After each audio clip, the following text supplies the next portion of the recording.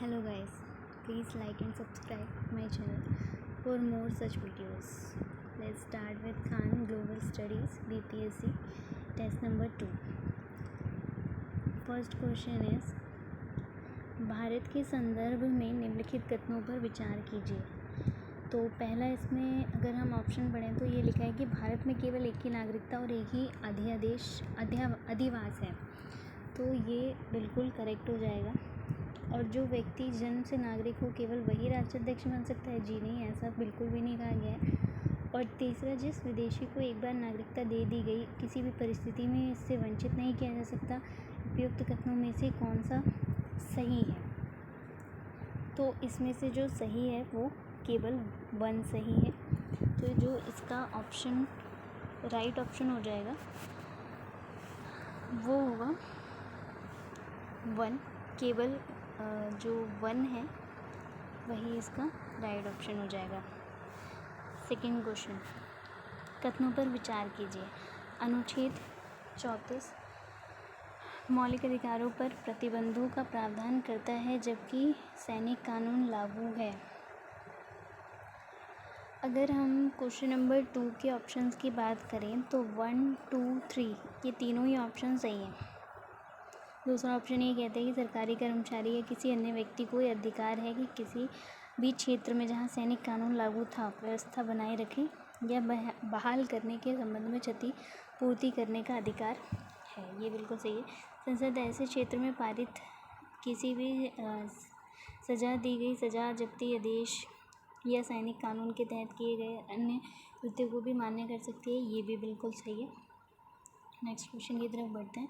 निम्नलिखित में से किस मामले में संवैधानिक संशोधन अधिनियमों के प्रावधानों को खत्म करने के लिए सर्वोच्च न्यायालय द्वारा मूल संरचना सिद्धांत के सिद्धांत का इस्तेमाल किया गया था? तो इसमें जो करेक्ट आंसर हो जाएगा वो हो जाएगा सेकेंड एंड थर्ड.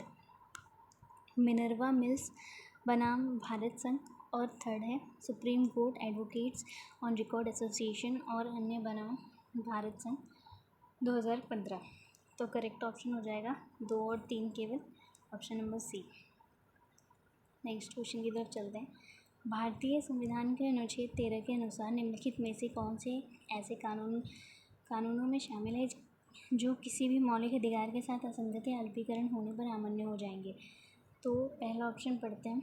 राज्य विधानसभा द्वारा अधिनियमित स्थायी कानून, राष्ट्रपति या राज्य के राज्यपालों द्वारा जारी अध्यादेश, कानून के बल वाले रिवाज या उपयोग. तो इसमें जो सही ऑप्शन हो जाएगा वो हो जाएगा option number D.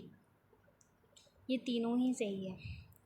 Next question की तरफ चलते हैं. भारत में हड़ताल के अधिकार की क्या स्थिति है? तो अगर हड़ताल के अधिकारों की स्थिति देखी जाए तो इसमें जो करेक्ट ऑप्शन हो जाएगा वो हो जाएगा ऑप्शन नंबर सी. केवल नागरिक के लिए उपलब्ध वैधानिक अधिकार है ये. नेक्स्ट क्वेश्चन की तरफ बढ़ते हैं. भारत के संविधान के अनुच्छेद 22 के तहत यहाँ कुछ प्रावधानों के उपवाद के साथ निवारक निरोध के तहत किसी व्यक्ति को हिरासत में लेने का अधिकतम अवधि क्या है? तो इसका जो सही आंसर हो जाएगा वो हो जाएगा 3 माह. नेक्स्ट क्वेश्चन, मौलिक अधिकारों के संदर्भ में निम्नलिखित में से कौन सा कथन सही है? राज्य के स्वामित्व वाले शिक्षण संस्थानों में धार्मिक निर्देश इसे अन्य धर्म लोगों पर उनकी सहमति के बिना भी लागू किया जा सकता है. ये बिल्कुल गलत है. देश से बाहर जाने का अधिकार अनुच्छेद 19 के अंतर्गत आता है. जी नहीं, ये भी बिल्कुल गलत है क्योंकि अनुच्छेद 19 के अंतर्गत तो ये अधिकार आता है कि आप अभिव्यक्ति का अधिकार आता है, आप कोई भी भाषण वगैरह दे सकते हो. तो वो अधिकार हमें अनुच्छेद 19 के तहत मिला है. Option number C. तो ये ऑप्शन बिल्कुल करेक्ट है कि ये बंद अभिव्यक्ति के मौलिक अधिकारों के अंतर्गत नहीं आता है. और ऑप्शन नंबर डी की बात की जाए तो ये भी बिल्कुल गलत है. भारत रत्न पुरस्कार विजय ये कभी भी प्रत्यय या उपसर्ग नहीं, ऐसे जरूरी नहीं कि लगाएंगे. क्वेश्चन नंबर 8, बंदी प्रत्यक्षीकरण, परमादेश, निषेध, उत्प्रेक्षण और अधिकार परीक्षा के संबंध में निम्नलिखित कथनों पर विचार कीजिए. तो जो पहला है अनुच्छेद 32 के तहत संसद सर्वोच्च न्यायालय और उच्च न्यायालय के अलावा किसी अन्य अदालत को रिट जारी करने का अधिकार दे सकती है। जी हाँ, ये बिल्कुल सही है। 1950 के पहले हाँ केवल 3 ही हुआ करते थे, कोलकाता, बॉम्बे और मद्रास।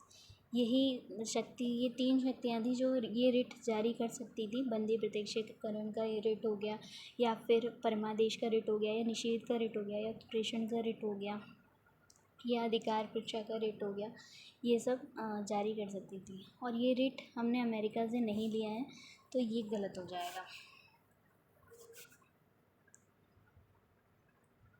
नेक्स्ट क्वेश्चन की तरफ। निम्नलिखित में से कौन सी विशेषता भारतीय लोकतंत्र की नहीं है? तो अगर हम कौन सी विशेषता भारतीय लोकतंत्र की नहीं है, तो इसमें अगर हम देखें तो इसका सही ऑप्शन हो जाएगा ऑप्शन नंबर डी। महिलाओं को यहाँ सभी स्तरों पर महिलाओं को 33% तक आरक्षण देता है। ये बिल्कुल गलत है। ये हमारी भारतीय लोकतंत्र की विशेषता नहीं है। क्वेश्चन नंबर 10, भारतीय संघवाद के बारे में निम्नलिखित में से कौन सा कथन सही है?